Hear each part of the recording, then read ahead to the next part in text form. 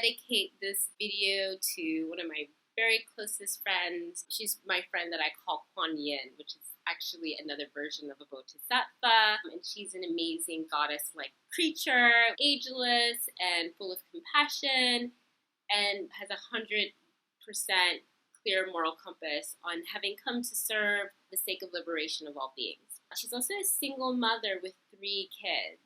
This video is about I want to say parenthood, but I'm really going to say single motherhood. Considering we live in a system of patriarchy, being a single dad has perks that single moms don't get. For one, the pay rate statistic globally. If you're a man, you get paid more money. And the majority of parents work if they're not in certain price brackets. So single moms have actually been recognized as some of the hardest working humans on the planet, in that after most people are done working, they go home and work, cooking, cleaning, caring for children. It amounts to like 100 plus hours a week. There is like this dynamic consciousness within mothers, especially mothers of multiple children, that it's really hard to like teach or even emulate because it comes from a deep gnosis.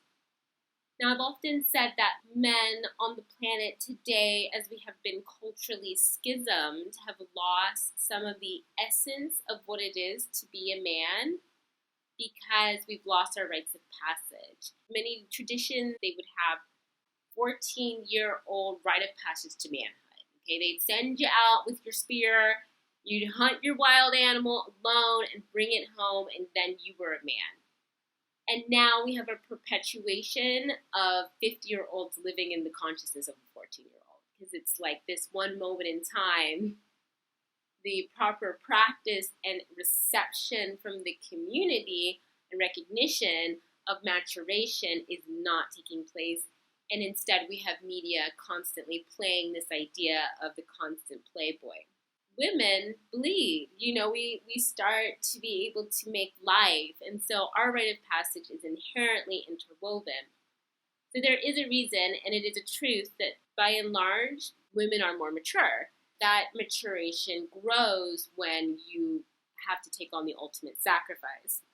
Now, the sacrifice I'm talking about is the colonized Western view of individualism, right? So, like, I'm an individual and I can do what I want, I can create what I want in this universe, I'm the creator, all this stuff.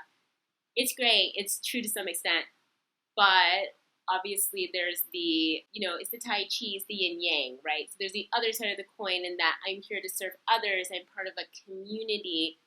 What I need and want is what is right for Mitakuyo essence, for all of my relations. So for women, we have a baby, and then there's this life. And then so each moment, primary concern becomes this other life form. When we have one child, we can still keep on perpetuating the mother wound, right? My mom was such a bad whatever, she didn't do enough because she could have whatever. And so we have this new child, and we're like, there's great memes and videos and jokes out there about how people treat their first child versus subsequent children.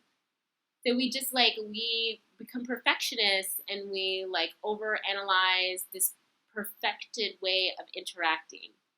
And there is a natural maturation that takes place with future generations, but ultimately it's like a rite of passage, right? It's an initiation. So you have your first child, and yes, maybe you crystallize their whole whatever, and then you have 2. And if you're a single parent and you're in different lower socioeconomic conditions, you realize, actually, this is really difficult.